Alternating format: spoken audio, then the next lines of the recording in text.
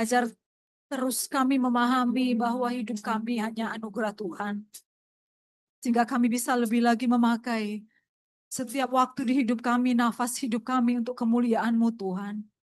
Ajar kami memahami kalau kami ada sampai hari ini bukan karena kekuatan kami, tapi semua karena anugerah-Mu semata Tuhan. Sehingga setiap kesempatan di mana kami bisa beribadah kepada Engkau, kami bisa melayani Engkau, kami akan gunakan itu sebaik-baiknya, mempersembahkan yang terbaik buat Engkau Tuhan. Terima kasih Tuhan. Kami sudah menaikkan puji-pujian kami, terimalah persembahan pujian kami. Tuhan, menjadi persembahan yang menyenangkan hati-Mu. Tiba saatnya Engkau berbicara bagi kami. Kau tolong kami, Roh Kudus hadir di tengah-tengah kami. Ungkapkan rahasia firman-Mu, berikan hikmat kepada hamba-Mu. Tolong kami semua untuk kami bisa mengerti firman-Mu. Dan Roh Kudus mampukan kami, bukan hanya menjadi pendengar yang baik, tapi kami belajar melakukan firman-Mu dalam setiap hidup kami. Sehingga hidup ini semakin diubahkan, semakin serupa seperti Kristus. Hidup ini semakin menjadi berkat dimanapun berada, semakin memuliakan Engkau Tuhan. Terima kasih Bapa. Ini doa kami Tuhan, dan kami sambut firman-Mu pagi ini. Dalam nama Yesus kami sudah berdoa. Yang siap mendengar firman Tuhan, melakukan firman Tuhan, sama-sama katakan amin. Silakan duduk Bapak Ibu Saudara sekalian, bersyukur hari ini kita ada semua karena kemurahan Tuhan. Mari kita buka Habakuk pasal yang pertama, ayat yang kedua. Dan kita akan baca dua ayat yang kebalikan saja. Habakuk pasal yang pertama ayat yang kedua, dan Habakuk pasal yang kedua ayat yang pertama. Ya, Habakuk pasal yang pertama ayat yang kedua, Habakuk pasal yang kedua ayat yang pertama. Kalau sudah menemukan, mari kita baca bersama-sama. Dan kalau belum menemukan, temukanlah di LED depan saudara sekalian ya. Mari kita baca bersama-sama, 1, 2, 3. Berapa lama lagi Tuhan, aku berteriak tetapi tidak Kau dengar. Aku berseru kepadamu penindasan tetapi tidak Kau tolong. Pasal 2 ayat yang pertama, mari kita baca bersama-sama, 1, 2, 3. Aku mau berdiri di tempat pengintaianku dan berdiri tegak di menara. Aku mau meninjau dan menantikan apa yang akan difirmankannya kepadaku dan apa yang akan dijawabnya atas pengaduanku. Yang percaya sama-sama katakan amin. Mari sama-sama katakan bertumbuhlah. Loh, semangat. Sekali lagi, 1, 2, 3. Bertumbuhlah. Saudara sekalian, hari ini saya ingin menyampaikan tema sederhana, bertumbuhlah gitu ya. Saudara, pertumbuhan rohani itu sesuatu yang diinginkan dan dikehendaki oleh Allah. Pertumbuhan rohani adalah sesuatu yang dikehendaki oleh Allah. Sehingga kita akan menemukan ayat-ayat tentang serupa Kristus, serupa gambarannya. Saudara sekalian, karena pertumbuhan rohani adalah sesuatu yang dikehendaki dan diinginkan oleh Allah. Saudara, pertumbuhan itu seharusnya, saudara sekalian, saudara menjadi sesuatu yang saudara natural yang kita rindukan gitu saudara. Kalau Bapak Ibu Saudara punya tanaman di rumah dan kemudian tidak bertumbuh-tumbuh, tidak berkembang, itu cukup menyedihkan. Kecuali kita pelihara bonsai yang memang pertumbuhannya terbatas dengan ukuran tertentu gitu ya. Tapi saudara, setiap kita saudara sekalian secara natural, secara normal, kita rindu kita semua bertumbuh secara fisik saudara sekalian. Walaupun ada batas tertentu, kita tidak bisa lagi bertambah tinggi badan gitu saudara sekalian ya. Walaupun minum vitamin apapun ya sudah tidak mempan, diodot-odot gitu saudara, tidak bisa karena sudah ada batas tertentu saudara. Saudara sekalian, pertumbuhan saya itu saya suka masak, katanya Bu Linda, kalau belum kirim nggak percaya gitu kan saudara sekalian. Tapi saya suka masak, suka bikin kue saudara sekalian. Tapi saudara sekalian, saya tidak bisa menanam bunga, memelihara bunga.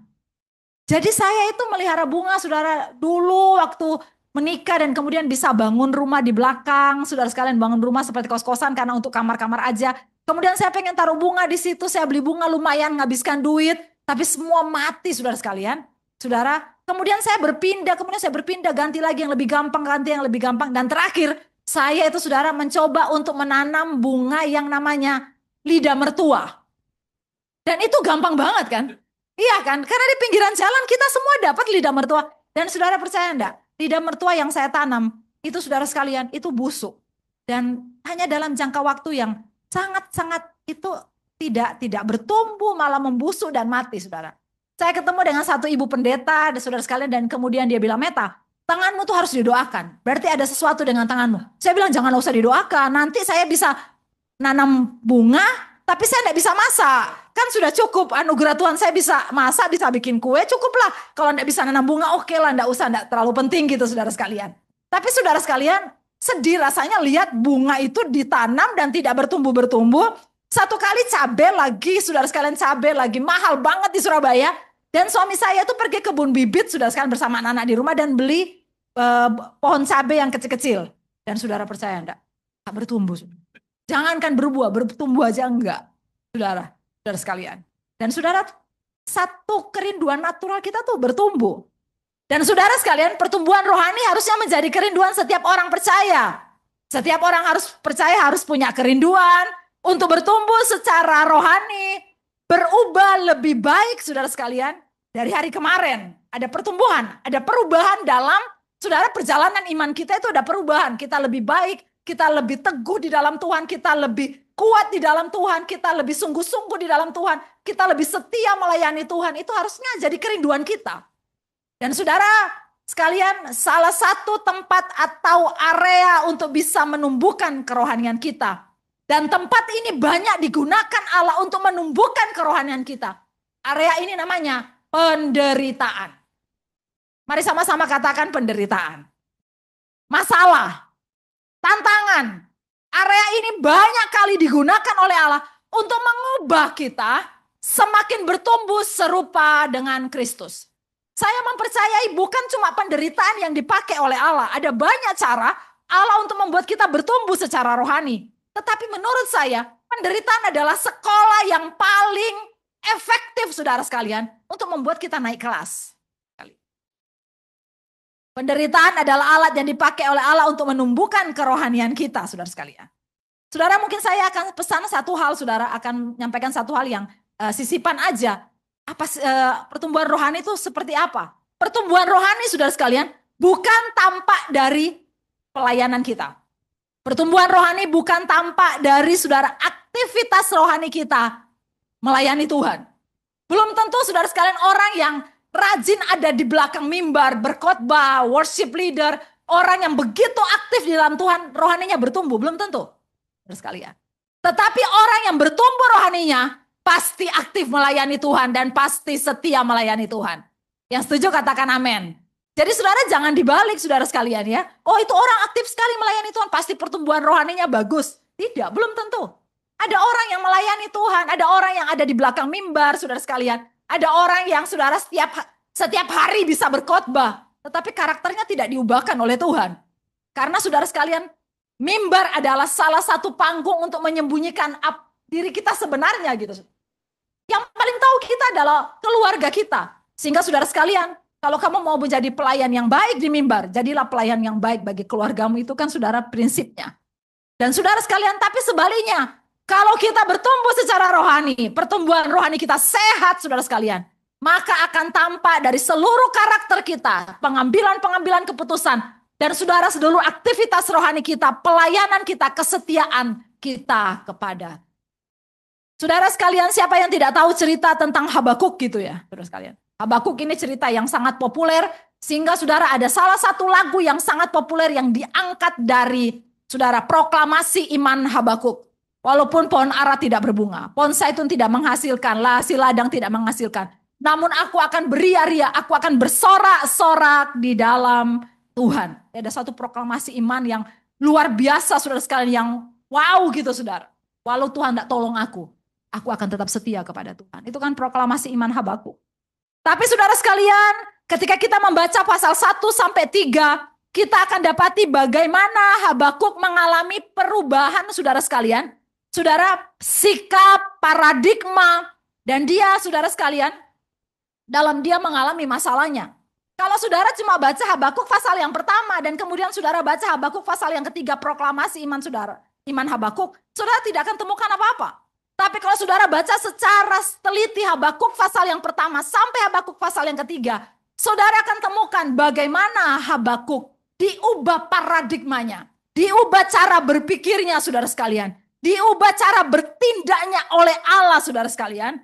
Sampai pasal terakhir kita baca, ketika Habakuk mengakhiri pembacaan kita di pasal 3, kita akan temukan, saudara, Habakuk punya masalah itu ditolong oleh Tuhan. Tetapi ada sesuatu yang diubahkan oleh Tuhan, saudara sekalian. Perhatikan beberapa ayat, saudara sekalian, dan jelas membicarakan perubahan Habakuk, dan saya menyebutnya sebagai pertumbuhan rohani. Saya akan liatin beberapa ayat secara cepat, saudara sekalian.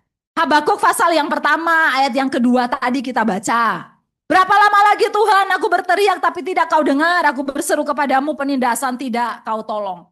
Saudara sekalian, kalau saudara baca ayat ini, saudara akan dapati kondisi Habakuk, saudara sekalian, yang mengeluh, marah, bimbang akan Allah gitu kan. Di tengah-tengah kondisi bangsa Yehuda yang jahat, dan saudara sekalian, Habakuk yang melayani dengan begitu setia, tapi Tuhan seakan-akan berdiam diri dan tidak bertindak terhadap aniaya, kekerasan, pertikaian, dosa yang begitu berkembang di tengah-tengah bangsa Yehuda. Habakuk yang berdoa kepada Tuhan. Saudara sekalian, Habakuk yang ngomong, Tuhan, tidak lagi dengan doa yang biasa, tetapi ada kata aku berteriak. Saudara sekalian, ada kata berapa lama lagi? Ada satu jenjang waktu yang tidak sedikit, ada berapa lama lagi? Aku sudah berteriak, bukan lagi doa yang biasa, tapi doa yang sudah disertai, sudah teriakan kepada Allah. Tapi kemudian pada pasal yang pertama ayat yang kedua, Habakuk saudara akhiri begini, tetapi tidak kau dengar. Saudara sekalian, ada kekecewaan, saudara.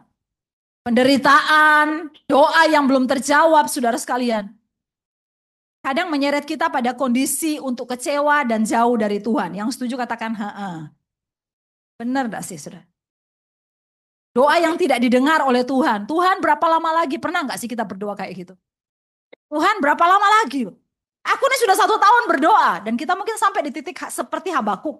Dan tiba-tiba dalam perjalanan iman kita mengalami salah satu tempat di mana, saudara sekalian, iman kita kemudian kayak drop, saudara sekalian. Dan kemudian mulai meragukan, Tuhan, engkau tidak dengar doa. Dan ini yang dialami oleh Habakuk, saudara sekalian. Ini yang saudara dialami oleh Habakuk. Kalau saudara baca, kemudian Tuhan seakan-akan menjawab, tapi membuat kebingungan yang baru lagi. Karena kemudian bangsa Yehuda dihukum oleh bangsa Kasdim, saudara sekalian. Ini sesuatu yang aneh. Kalau Tuhan mau menghukum bangsa Yehuda, ngapain harus pakai bangsa kafir? Walaupun saya agak tak enak ngomong bangsa kafir. Tapi Tuhan pakai bangsa kafir untuk menghukum umatnya gitu. Dan ini menimbulkan sesuatu yang membingungkan bagi Habakuk. Yang ngomong, Tuhan, aku sudah berteriak kepada engkau. Aku sudah lama berdoa kepada engkau, tidak. Saudara, saya agak cepat di bagian ini. Kemudian saudara sekalian, Habakuk pasal yang kedua ayat yang pertama tadi kita baca, aku mau berdiri di tempat di menara, aku mau meninjau dan menantikan apa yang difirmankannya kepadaku dan apa yang akan dijawabnya atas pengaduan. Saya ingin membawa saudara mendramatisir tulisan Habakuk. Saudara, kalau saudara baca pasal yang pertama ayat yang kedua dan kemudian pasal yang kedua ayat yang pertama, saudara akan dapati sesuatu yang berbeda atas sikap Habakuk di hadapan Allah. Kalau yang pertama seperti marah, saudara sekalian. Seperti kecewa, bukan seperti kecewa dengan Allah, tidak kau dengar. Tetapi pasal yang kedua ayat yang pertama, Habakuk ngomong, aku mau menantikan Tuhan. Beda gak sih saudara? Beda gak? Saudara nemukan perbedaan? Oke, saya bawa yang ketiga saudara sekalian. Pasal 3 ayat yang ke-16. Pasal 3 ayat yang ke-16, saudara sekalian, mari kita baca bersama-sama.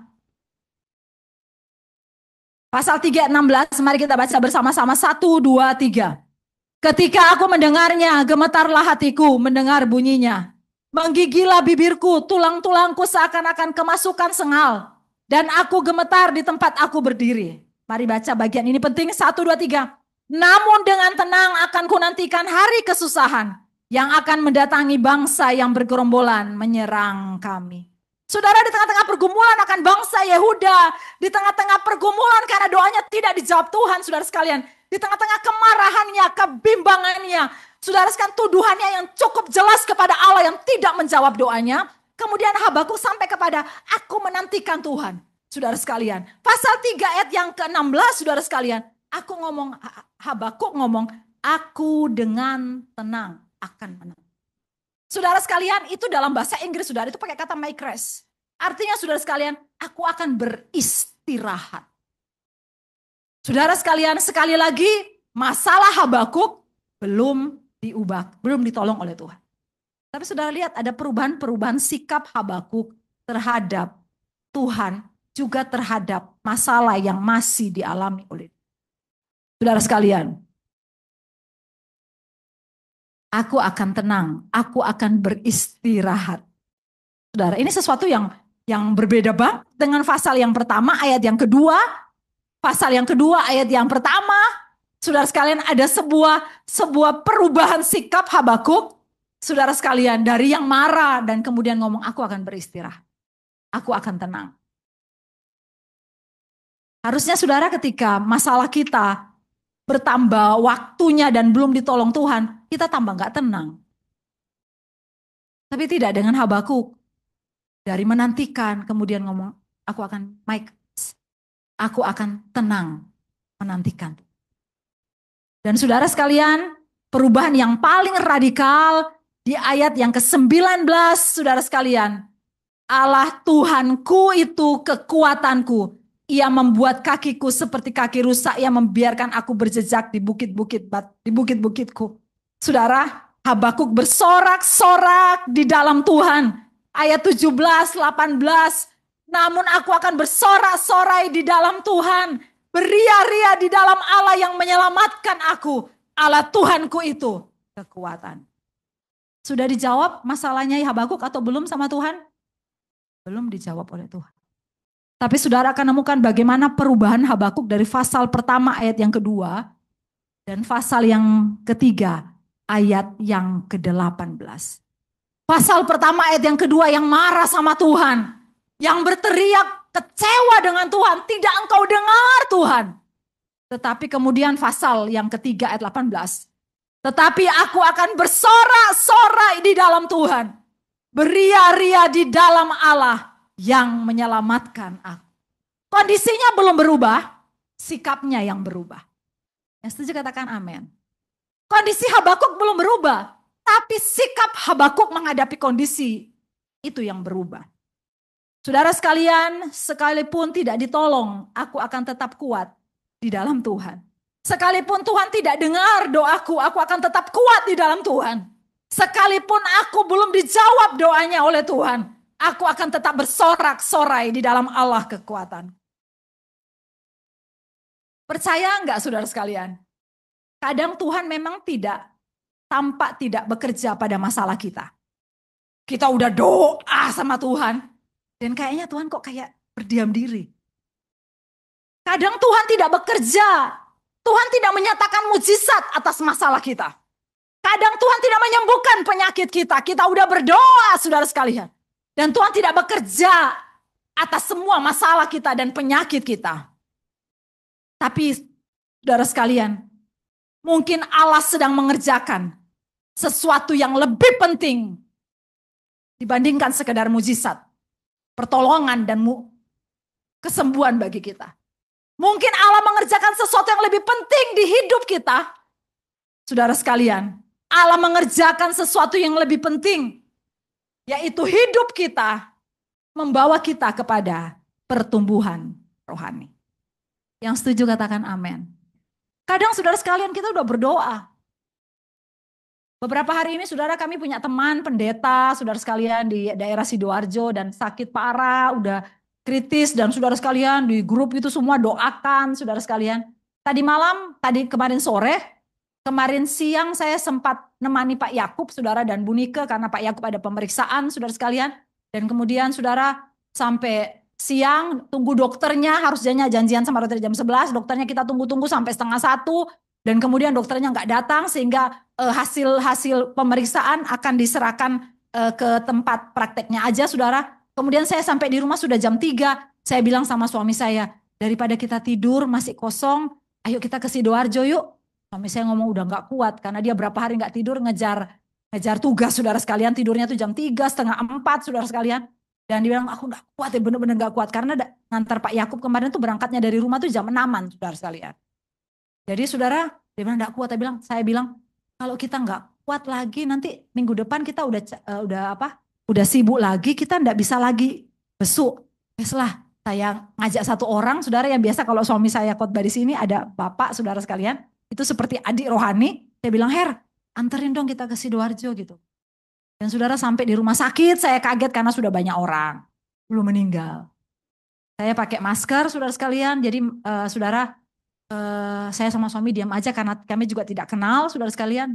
Istrinya sudah ada di ruang ICU. Dan saya sempat lihat istrinya, saudara sekalian, dari kaca, saya sempat lambaikan tangan gitu. Kemudian saudara, istrinya tiba-tiba keluar dan teriak, Bu Meta, doakan Pak Setiono gitu kan saudara. Saya pikir kok doakan cowok lebih baik suami saya. Memang keluarga ini lebih akrab dengan saya dibandingkan dengan Pak Lukas gitu saudara. Kemudian saya bilang, Pak masuk dah. Dan kemudian Pak Lukas masuk, didoakan dan dia dipanggil. Istrinya sudah menyerahkan saudara sekalian. Saudara, dan itu beberapa nangis karena kita ini sudah berdoa sama Tuhan gitu. Kita ini sudah berdoa minta. Karena ada teman baiknya yang minggu depan akan datang, udah janjian mau ketemuan gitu. Bukankah kadang kita berdoa untuk masalah kita dan Tuhan tidak jawab. Benar-benar kita nggak terima sesuatu atas jawaban atas masalah kita. Kita berdoa untuk penyakit kita dan Tuhan tidak mengerjakan kesembuhan atas penyakit kita. Karena mungkin Allah sedang mengerjakan sesuatu yang lebih penting bagi saya dan bagi saudara, yaitu hidup kita, karakter kita, paradigma kita tentang Allah. Bagaimana saudara sekalian kita menghadapi hidup, bagaimana kita perjalanan iman kita dengan Dia, dan itu yang sedang dikerjakan oleh Allah. Dan itu lebih penting dibandingkan mujizat dan pertolongan. Saudara, sebenarnya kalau kita lihat Injil, Allah itu sudah mengerjakan hidup kita itu lebih, saudara sekalian. Ketika dia naik di atas kayu salib, mati bagi saya dan saudara, dia tuh sudah mengubahkan kita jadi manusia baru. Tapi sesungguhnya dalam perjalanan iman kita, saudara sekalian, kita masih perjalanan iman yang kadang naik turun dengan banyaknya godaan, banyaknya tantangan dosa, banyaknya masalah, saudara sekalian. Kita masih butuh Allah yang mengubahkan kita setiap hari untuk kita makin serupa dengan Kristus. Untuk kita menjadi seperti gambaran Allah. Untuk kita semakin memuliakan Dia. Untuk kita semakin menjadi berkat dimanapun kita berada. Dan itu proses kehidupan saudara. Sehingga saudara sekalian, pertumbuhan rohani juga. Itu seperti sekolah yang membawa kita semakin baik, saudara, untuk kemuliaan Tuhan. Apa rahasianya saudara sekalian kita bisa bertumbuh rohani kita? Yang pertama saudara sekalian, pertumbuhan rohani didapat jika kita dekat dengan Tuhan. Jangan tinggalkan Tuhan. Mari sama-sama katakan pertumbuhan rohani kalau saya dekat dengan Tuhan. 1, 2, 3. Pertumbuhan rohani kalau saya dekat dengan Tuhan. Saudara sekalian, Habakuk datang pada Tuhan. Saudara akan temukan dari Habakuk pasal 1 sampai pasal yang ketiga. Dia datang pada Tuhan, dia berseru pada Tuhan, dia mendengar suara Tuhan. Artinya pada pasal pertama dan kedua dalam kekecewaannya, Habakuk sama sekali tidak meninggalkan Tuhan. Dia tetap datang pada Tuhan, dia tetap dekat pada Tuhan. Penderitaan dan doa yang belum terjawab saudara sekalian, kadang menyeret kita pada kondisi untuk kecewa dan jauh dari Tuhan. Betul apa betul sih? Ya kan? Kondisi kecewa kepada Tuhan itu menyeret kita untuk jauh dari Tuhan. Tidak dekat pada Tuhan. Dan itu sumber kehancuran kita sebenarnya. Sebenarnya harusnya di tengah-tengah saudara sekalian, doa yang belum terjawab, di tengah-tengah masalah yang belum saudara sekalian ditolong oleh Tuhan, tampaknya belum ditolong oleh Tuhan. Maka saudara sekalian, tempat itulah harusnya, kondisi itulah harusnya akan mendorong kita untuk kita terus dekat dan melekat pada sumber kekuatan kita yaitu Tuhan. Saudara sekalian, bukankah melekat pada pokok anggur saudara sekalian? Itu yang paling baik karena kita akan tetap terima kekuatan daripada Dia. Ingatkan lagu anak sekolah minggu saudara sekalian. Yesus pokok, tahu enggak ya? Dan kitalah carangnya, tinggallah di dalamnya. Bapak Ibu ini enggak pernah sekolah minggu ya? Atau saudara sekalian langsung jadi serupa Kristus gitu ya? Sekolahnya langsung dewasa rohani. Tapi anak-anak sekarang nggak tahu. Karena lagu itu kemudian sekarang tuh diubah. Yesus pokok kita carangnya, tinggallah di dalamnya. Lebih keren. Oh, oh, tinggallah di dalamnya. Oh, oh, sudah. Kalau saya jadi pencipta lagu yang pertama, saya akan protes. Ngapain ciptakan lagu yang kedua? Kata-katanya sama persis gitu, saudara sekalian. Apa mau nanding-nandingi saya gitu ya, saudara sekalian. Tapi, saudara, tapi kebenarannya seperti itu. Ketika kita ada dalam masalah, saudara sekalian. Ketika kita ada dalam kekecewaan, kebimbangan, ada saudara sekalian tanda tanya yang besar tentang Allah yang belum menjawab masalah kita. Maka saudara sekalian, kekuatan yang paling benar adalah ketika terus melekat pada pokok anggur yang benar. Yang setuju katakan amin. Saudara sekalian, melekat pada pokok. Kita akan lemah. Kita bukan akan mengalami pertumbuhan, tetapi kita akan mengalami kemunduran kalau kita tidak melekat pada pokok anggur yang. Kita tidak akan majus, orang majus, tapi kita akan mundur. Saudara, nyolong YTH punya itu ya saudara yang sudah membosankan saudara sekalian. Kita harus jadi orang majus, jangan mundur. Nggak lucu ya saudara sekalian, receh ya saudara. Padahal saya berusaha lucu loh supaya laku diundang khotbah saudara sekalian ya. Saudara, tapi saudara yang paling baik adalah kalaupun kita menghadapi pertanyaan-pertanyaan penting, karena di tengah-tengah penderitaan kita seakan-akan tidak melihat Allah menolong kita, maka kita akan terus melekat. Ngomong, Tuhan, aku memang gak tahu rencanamu, tapi rengkuh aku dalam anugerahmu, peluk aku Tuhan. Aku memang gak tahu hari besok itu seperti apa, tapi aku mau dekat Engkau Tuhan. Karena aku tahu jauh dari Engkau, itu akan membuat hidupku hancur. Tidak akan pernah mengalami pertumbuhan rohani, tapi akan mengalami kejatuhan, kemunduran, saudara sekalian. Saudara sekalian, kita perlu dekat. Yang kedua, saudara sekalian, pertumbuhan rohani diperoleh melalui pemahaman akan pribadi Allah. Yang setuju katakan amin. Pertumbuhan rohani itu kita alami kalau kita memahami Allah dengan benar.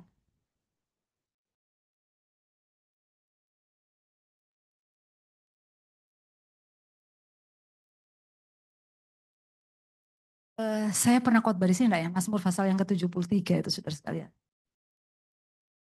Allah itu baik bagi orang yang di hatinya itu kemudian dibawanya. Sekalipun ini, sekalipun. Saudara waktu menjalani rumah tangga, ada enggak sih kekecewaan terhadap pasangan? Jangan terlalu banter, nanti kelihatan kecewanya. Tapi yang pernah atau enggak terhadap anak, terhadap pasangan, pernah enggak sih mengalami kekecewaan dan mengalami kayak sedih gitu? Pernah enggak sih? Nah, saya pernah. Pernah enggak sih? Betul enggak sih? Atau memang perjalanan pernikahan Bapak Ibu Saudara sekalian itu datar gitu ya. Jadi enggak ada rasa gitu saudara. Tapi dalam perjalanan pernikahan kita paling gampang contohnya perjalanan pernikahan kita pernah pasti mengalami sesuatu yang membuat kita kok kayak gini. Kok dulu waktu pacaran enggak kayak gini? Yang belum menikah ya. Siap-siap karena kamu akan dibuat terkejut setelah pernikahan dengan tampilnya dia dengan sesungguhnya gitu kan. Saudara, kok kayak gini? Gitu. Kayak gini. Tapi saudara bisa tetap bertahan dalam pernikahan. Karena saudara memahami satu hal begini.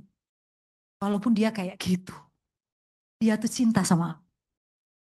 Benar gak sih saudara? Benar gak? Walaupun dia itu kayak gitu, kadang tuh kalau ngomong gak karu-karuan. Saya tadi malam dari Sidoarjo langsung ke RSAL karena ada yang sakit juga saudara sekalian. Mampir ke sana dan kemudian kami naik lift saudara sekalian, naik lift itu sama suami istri. Dan waktu kami naik di lantai 2 untuk turun ke lantai 1. Di dalam lift itu ada suami istri dengan anak kecil.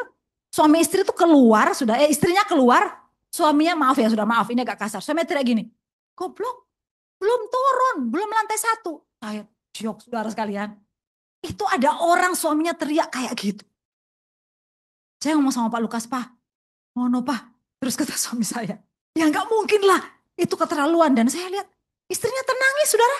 Masuk lagi, walah tak pikir di lantai 1 gitu saudara sekalian.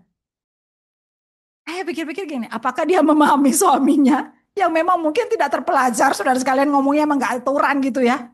Tapi ya kita belajar ngomong yang baik, saudara sekalian, apalagi ngomong terhadap siapapun, saudara sekalian, ngomong yang baik. Tapi bukannya kita bisa bertahan karena pemahaman kita akan sesuatu itu kita ngerti. Aduh, saya kecewa dengan rumah tangga, tapi saya bertahan karena saya tahu ini adalah bagian proses, dan saudara, itu pemahaman itu penting. Saudara sekalian, tanpa belajar untuk memahami pribadi Allah, saudara sekalian, melalui firman-Nya, kita tidak akan ada modal dan kekuatan untuk bertumbuh secara rohani. Firman Allah itu seperti air, saudara sekalian. Firman Allah itu seperti pupuk bagi kita dalam pertumbuhan rohani kita. Yang setuju katakan amin. Firman Allah itu seperti pupuk, seperti air. Sehingga saudara sekalian, saudara, pohon yang ditanam di tepi air, yang dialiri air terus, dia akan terus berbuah, terus bertumbuh, saudara sekalian, dengan baik. Karena ada air, ada firman Allah yang menjadi kekuatan dan modal untuk kita bisa bertumbuh secara rohani. Saudara sekalian, pasal 2, pasal 3 dalam doa Habakuk, betapa dia mendengar firman Allah. Dan Habakuk memahami Allah, saudara sekalian, dengan luar biasa. Mari saya akan bacakan, saudara, ya, supaya nggak terlalu banyak. Karena ini kan pasal 1 sampai pasal 3 khotbah saya hari ini. Pasal 3 ayat yang ke, pasal 2 ayat, pasal 3 ayat yang ketiga. Allah datang dari negeri Teman dan yang Maha Kudus dari pegunungan Paran. Keagungannya menutupi segenap langit, bumi penuh dengan pujian kepadanya. Ada kilauan seperti cahaya, sinar cahaya dari sisinya. Dari situlah terselubung kekuatannya. Dan saudara sekalian, lompat lagi ayat 13. Engkau berjalan maju untuk menyelamatkan umatmu, untuk menyelamatkan orang yang kau urapi.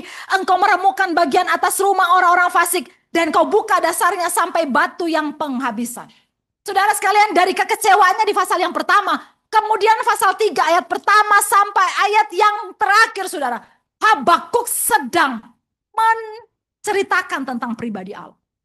Allah itu adalah Allah yang dahsyat, Allah yang datang dari negeri Teman, keagungannya menutupi langit. Tuhan sedang berjalan maju untuk menyelamatkan umatnya, menyelamatkan orang yang diurapi Tuhan. Saudara, Habakuk tahu dari mana? Karena pemahamannya akan Allah itu. Saudara sekalian, kita tidak akan bisa bertumbuh tanpa memahami pribadi Allah melalui firman-Nya. Kadang saudara, kita mengalami kelemahan-kelemahan. Mengalami bukan cuma karena masalah, tapi kan karena masalah itu kan banyak. Di pelayanan, kekecewaan, dan sebagainya. Tapi pemahaman kita akan pribadi Allah, akan firman-Nya, itu yang akan terus menjadi kekuatan bagi kita untuk tetap terus bertumbuh menjadi serupa seperti Kristus. Yang setuju katakan amin. Saudara sekalian, mari baca firman Tuhan. Ada yang bilang ada apa namanya, saudara sekalian? Ada yang dibikin jadwal, saudara sekalian, 1 hari berapa pasal sehingga 1 tahun bisa selesai satu kitab. Tidak juga harus menjadi keharusan.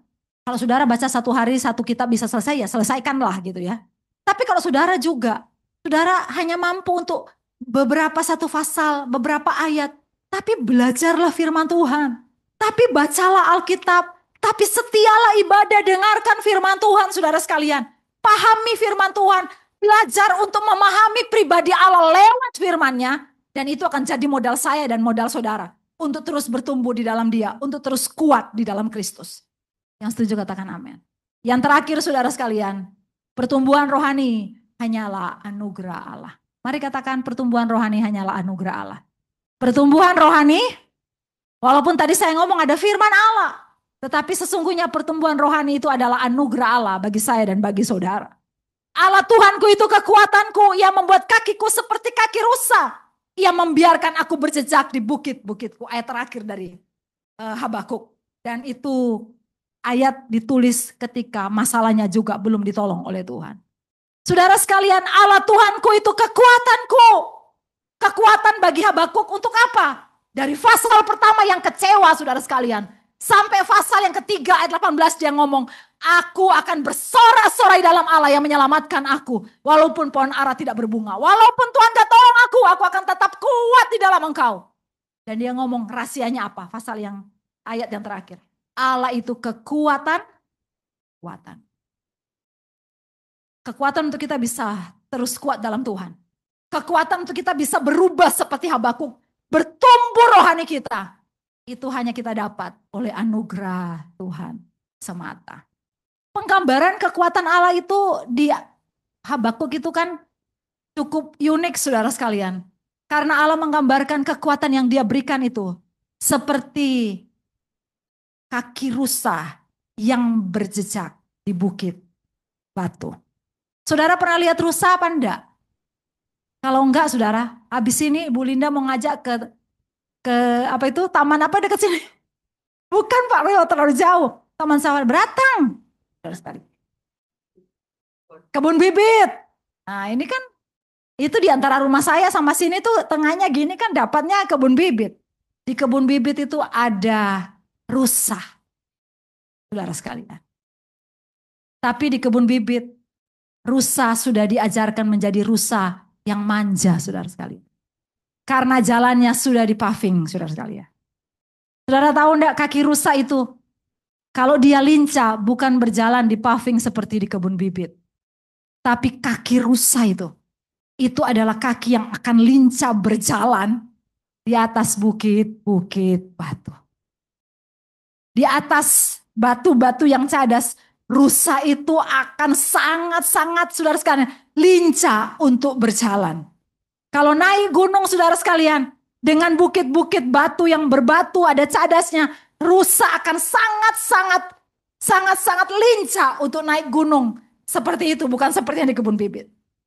Tahu nggak kekuatan yang Allah berikan kepada kita seperti apa? Seperti kaki rusa yang berjejak di atas bukit-bukit batu. Amin saudara sekalian. Anugerah Allah. Kadang Allah nggak nolong masalah kita. Tapi Allah buat kaki kita seperti kaki rusa yang berjejak di atas bukit-bukit batu. Yang percaya katakan amin. Sehingga saudara sekalian kita akan lewati masalah kita yang belum ditolong oleh Tuhan. Tapi kemudian kita akan lihat ke belakang. Kok bisa saya sampai hari ini? Kok bisa saya kuat di dalam Tuhan? Kok bisa saya tetap ada ibadah? Kok bisa saya tetap melayani Tuhan padahal masalah saya belum ditolong Tuhan? Karena Allah sedang oleh anugerahnya membuat kaki kita seperti kaki rusa yang lincah berjejak di atas bukit-bukit batu. Bukankah kita bisa kuat dengan penderitaan? Adalah anugerah Tuhan. Bukankah bisa kuat tetap teguh di saat doa kita belum dijawab Tuhan? Adalah anugerah Tuhan. Saudara sekalian, penderitaan tak selamanya membuahkan mujizat Tuhan dan pertolongan yang spektakuler. Penderitaan tak selamanya membuahkan mujizat yang spektakuler. Tapi banyak kali penderitaan menghasilkan sesuatu yang lebih spektakuler. Yaitu hidup kita yang diubahkan oleh Tuhan. Sehingga kalau bagian ini kita akan terlewati seperti Habakuk. Kalau nanti kita akan hadapi masalah lagi, kaki kita akan lebih lincah menghadapi masalah-masalah ke depan. Karena kita sudah diubahkan oleh Allah. Kita sudah dibuat Allah. Kita sudah ditolong Allah. Untuk kita saudarakan semakin berubah. Membuat kita bertumbuh semakin dewasa rohani. Jangan terlalu sibuk untuk meminta Tuhan mengubah keadaanmu. Padahal Tuhan sedang mengubah hati, karakter, dan hidup kita. Dan itu lebih penting di mata Tuhan. Amin saudara sekalian. Amin. Mari sama-sama katakan, bertumbuhlah. Jangan lihat yang pendek terus bertumbuhlah. Enggak bisa lagi saudara sekalian ya. Tapi bertumbuhlah, jadilah dewasa rohani. Saudara. Dulu terima omongan sedikit langsung tersinggung. Tapi Tuhan ubahkan kita. Terima omongan lagi, enggak peduli. Aku tetap setia kepada Tuhan. Allah mengerjakan sesuatu yang lebih penting, yang lebih spektakuler dibandingkan mujizat atas hidup kita. Amin firman Tuhan. Kita nyanyikan pujian, ku mau sepertimu Yesus. Ku mau sepertimu.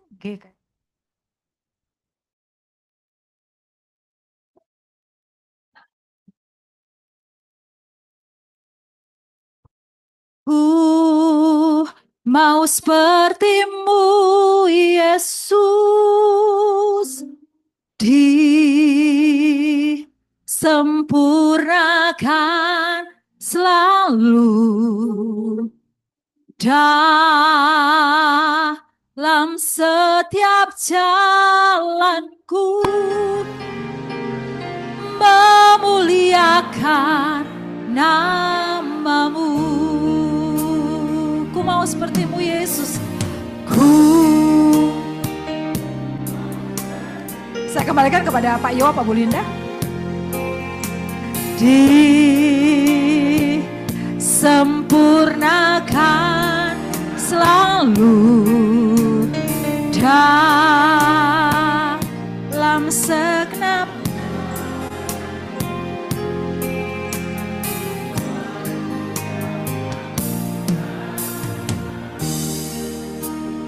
Kali lagi